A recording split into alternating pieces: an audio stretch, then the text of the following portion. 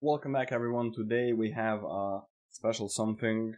Is it special? It is special. We're getting new cards. Well, today is the actual release as well. Doing this kind of late, but I haven't really done a video or like that much of a Steam reaction. I looked at the leaks, I don't judge, when they came out on day one. So we kind of reacted to it on stream, but I want to do like a TLDR sort of YouTube video, so you guys can know like my thoughts on both the power level and on like the fun level or design level of the cards and what I think about the set as a whole. So let's get right into it. We're gonna go from the top down on DocGG because I think the overview is slightly cleaner than Mobilytics. And we're gonna like mostly do the important cards, the ones I like, the ones that I don't like, but the medium ones that are just like whatever, we're not gonna like do too much about. Okay, so firstly we're gonna over the ambush mechanic. I love the idea. It's like Morph in Magic, but like more fun because of how the card game as a whole looks. And I guess let's explain how it works. So all of these ambush units, like this one, and then needly down there, this one. There's a couple more of them. You can play them from your hand in their base form, like you can play this as a 2-mana free one, or you can play it in the bush form, which is a 2-mana 2/2, and their opponent doesn't know what it is, and you always get an according spell with the unit when you play it in the bush mode, and that spell turns the bush into the unit burst speed, and usually these things have special effects when they ambush, aka turn from the bush to the actual unit form.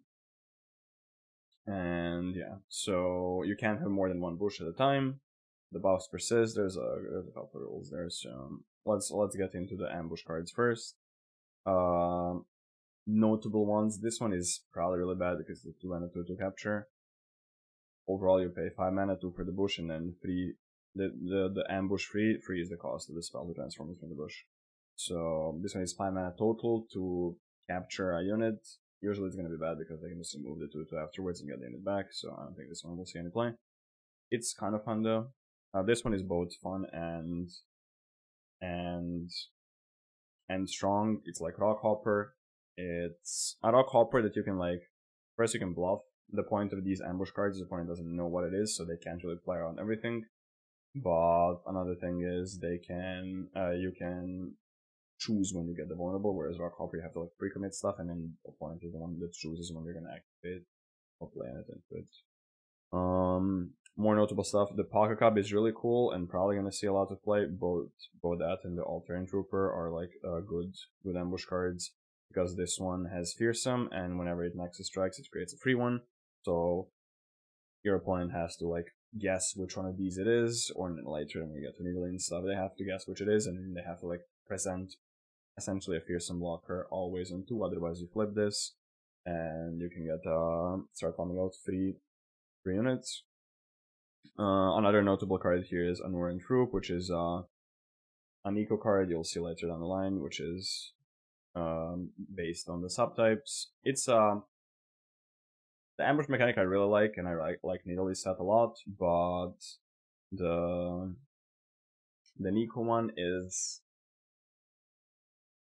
I don't know. I feel like it's cool design in a way that it is fun, but it's like fun in a casual sort of way. If this sort of deck is competitive, it's just annoying because you just have like a bunch of big units, and there's really not that much in the gameplay. You're just playing units in curve. They're above average size, and you swing with them every time you can.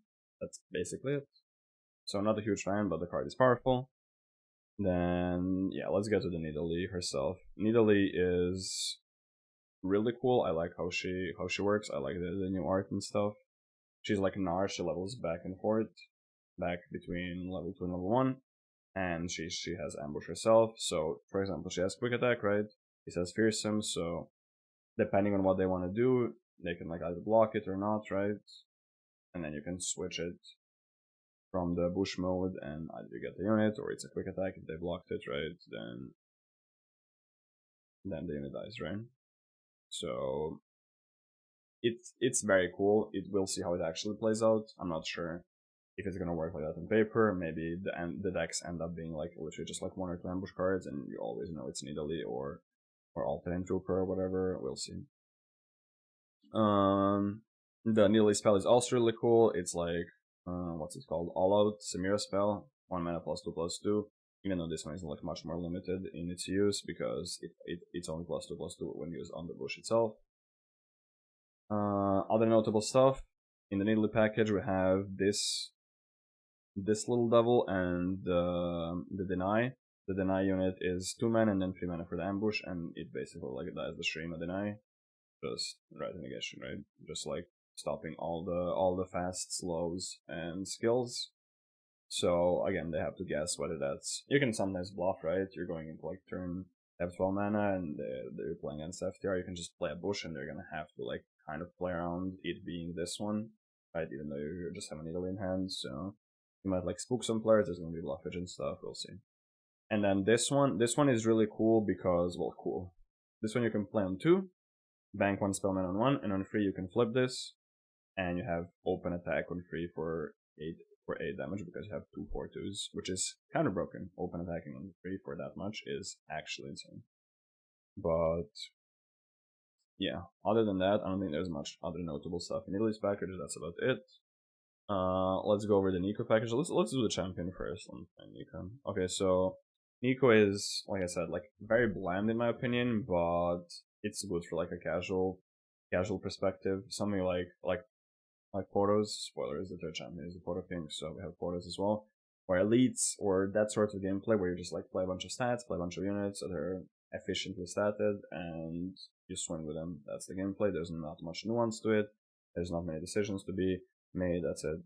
The one cool thing about Nico is the disguise thing, how you can like bluff, the timing and stuff, see what it is, try to make them kill every 2-drop you play. That might be a line for some decks. Or just play her when she's leveled. That's also a line. So we'll see how that turns out. Right now I've seen people play like her with elites and stuff. You usually want to play her with another tribe, right? I thought it was going to be best with Yordles, but something like elites might be better. Anything in that domain. And then her most notable cards are, let me see, we have the deck Hunter, which is just like value 2-drop that gives you like more subtypes. The Tufted Web Spinner is really cool. I like how this card works with both Quietus and the new Calling Strike. I don't know what it's called, the Asset Calling Strike, but essentially it's it has cool synergies, which a lot of these cards are like require you to play more subtypes, but we'll see if they can be jammed in outside the Nico deck. We have a bunch of other subtypes in a SI control deck for some reason. You can activate it and use it there, which is what I'm hoping for. Otherwise, these are just going to be like whatever. This is the big hitter in the Nico deck. It's absolutely humongous. It's like crowd favorite in discard aggro. Just a big overwhelm unit that benefits off of you having a large board. There's a bunch of clunky cards here, which are like probably gonna meme. They're like too. Their floor is too low. They're probably never gonna see any play, as are most of the cards that I'm not mentioning, like this, or this is one, a 1 mana 2/3. What else? Let's see. There was another Nico card from what I remember. Yeah, this one obviously, which we went over. It's basically the mayor.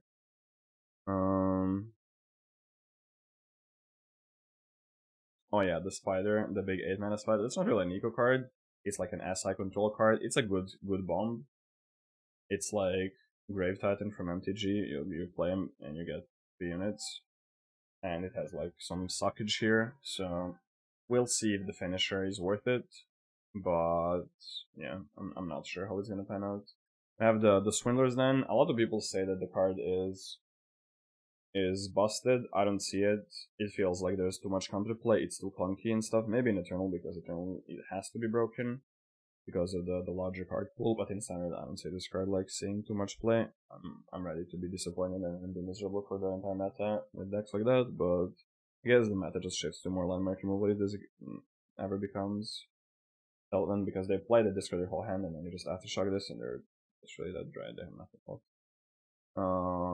Let's go over the last champion first. The Porto King is funny design. It's fun, it's cute. It fits the Porto theme perfectly. I like it. The art of these porous snacks is very, very nice, wonderful even. Um, but again, it's just like not that interesting for me, and yeah, I'm hoping it's not gonna be too good. Something like Elusive Portals used to be when what's it called, Iceborne Legacy got buffed. I'm hoping we're not gonna enter that era, but I think it's unlikely. This is probably like way too clunky and way too slow for something like that, but we will see. Other stuff that we haven't mentioned, Glacial Saurian is another probably Nico card. I'm not sure if there's room for the card in the deck. But I was thinking whether this can be played in like Ash LeBlanc or something, because it can replace Hardguard. It's a 5 attack unit itself. It buffs some units in the deck, not all of them, which is might be fine, and it draws a card. But you need to have units with subtypes, and in Ash LeBlanc playable cards, the only things you can have are Omen Hawks and Yetis, Bird and Yeti. You can have one of those two on the board, you can draw a card with this, otherwise not, which is probably too clunky. Temple of True Eyes, I've seen people say that's going to be playable in Ash LeBlanc. I'm thinking not, it's again way too clunky. The floor of the card is way too low. Maybe in specific metas where pings are prevalent and stuff and you want to like tech it in against control. I can see it, otherwise probably not. Ingvar the Younger, Ingvar the Younger seems really good. Probably sees playing Portos and other stuff. Card is broken. You have to play it. It's a 2-mana 2/1 that generates cards or buffs your stuff, right? If your deck can support something like this, you know, great card is super OP. Another very notable thing. This might be a hot take. I think I've seen some people agree with me, some people didn't. Sun Monument, I think it's going to be super broken, at least in Eternal. I'm not sure about Standard, but this kind of card, comparable to like Ice Block in MTG, in fucking Hearthstone, sorry, has very high potential, let me just say that, because depending on how it uses it and how the meta looks, if your opponents do like short burst turns, like a combo deck or something, right, on like later turns of the game, like 6, 7, 8 or something, you can buy an entire turn at least, right? Because even if you take 100 damage in that turn, you're not taking any damage that turn. You can only take the damage after you draw a card.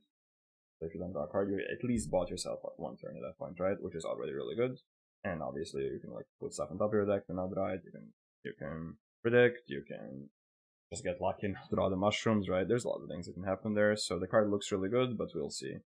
Some people said it's good against aggro. It's good against everything except aggro, probably. It's the worst against aggro because they do the small chip damage. You just wasted 10.3 mana, and the thing is going to catch back up to you. You're not going to be finishing the game in a time, probably, but we'll see how it turns out. It's probably going to be good in decks like, I don't know, Seraphine or Team of Puff Caps, like the failure version or something like that, which, like, basically where you need like another turn to pop off, and this will allow you to have it. Age of Dragons, I've seen people get overhyped about that card as well. I think the card is not great, to say the least, because for the card to be relevant, you need to play a lot of dragons. You're playing a lot of dragons, you're playing something resembling a mid-range deck, right? And if you're doing that, you don't really need the bomb, because the game is going to be either won or lost by the time you get there, right? And if we're not doing that, we're doing some ramp sort of thing, and then is this really a better finisher than FTR or Shihu or something? I'm not sure, because you have to like put a lot of bad cards in your deck to enable this, whereas FTR only requires you to play the champs, and then you can put like control cards, ramp, stall cards, stuff like that, right? So I'm not sure. I'm not sold on this card. I'm pretty sure it's gonna be bad. What else? I have Editor Wrench, which might make Bandle City discard relevant, and I'm not sure how good that is. The one Bandle City discard deck that I remember was like Ia, like Yordles in Arms, PNZ Bandle would play something like this. I'm not sure how heavy that was on this card, but it could probably use something like that. We'll see. And then All Seeing Oracle plus what else was there? There's a bunch of like Demacia stuff as well, like Demacia Spell Hit. This is a good card. You can just play it 3 mana free, is comparable. And then the Spell Hit it does is really good, along with some suppression stuff. Make a really good spell hit deck. which we just saw perform well in the last Open in Eternal. And yeah, All-Seeing Oracle is cool. I'm not sure how good it is, but I like Deny being in the form of units, and I really like the fact that you get to like pre-commit it, and then you get to like choose, which rewards like decision making, knowing the game, knowing the deck, planning in advance. All those things are rewarded. So if this card becomes good, it's gonna be like much more skill based than something like Deny. So I'm looking forward to trying that out. Siren Song, disgusting, get away from me. Buffing random Bilgewater aggro stuff. Actual yikes. I don't want this to be viable at all, but it looks really strong, so I'm kind of scared for this meta.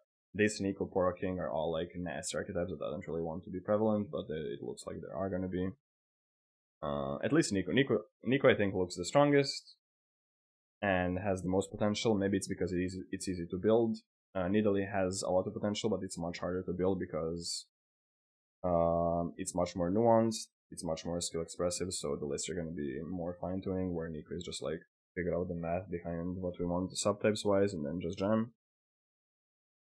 And then Poro King is somewhere in between, like not even between, like he doesn't require any skill, you just jam a bunch of Poros and then you have loud units, but I'm thinking, I'm hoping it's just gonna be a fun little deck on the side for casual play, not gonna be like a competitive power force.